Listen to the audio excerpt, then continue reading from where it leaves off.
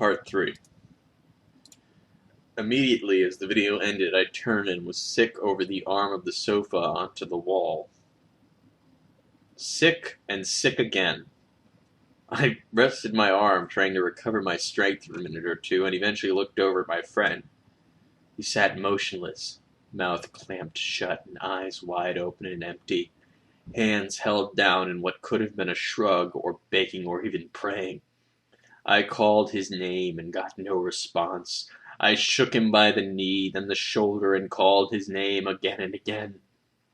Suddenly, he snapped out of it, and a bit of life came back into his eyes. Just a bit. He looked around the room as if wondering where he was, and over at me.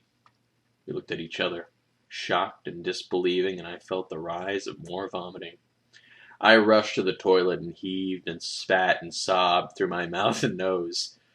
As this was going on, I heard the front door close. When I came out of the bathroom, my friend had gone. So had the Laserdisc, and so had the DVD from my laptop. The disc tray was open and VLC was open on the desktop, but the file was gone. And I wanted to play it again, which I definitely did not.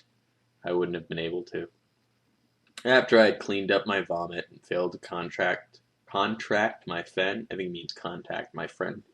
He wasn't answering his phone. I went to bed and failed to sleep. I lay there for hours, staring at the ceiling with terrible images running through my mind. Images of Alf. At one point, I thought I heard a voice somewhere in the apartment and managed to buck up the courage to investigate and find nobody. I returned to bed with the lights on and drifted off eventually to fits of terrible, indefinable nightmares. I woke up wet with my own urine. I can't even remember ever having done this before. Pissing myself, he means.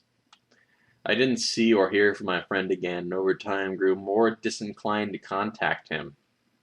Now, if I saw him in the street, I think I would turn away and walk the other way for fear of what might happen should our shared memories get together again. Since watching that video, I have suffered severe sleep disorder and been through therapy to try to quell the constant obsessive repetition of unwanted extreme mental imagery.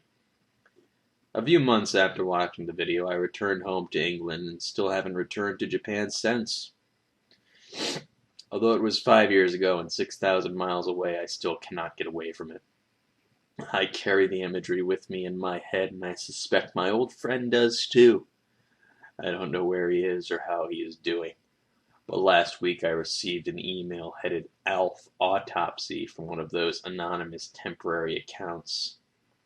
I deleted the email and powered down my computer.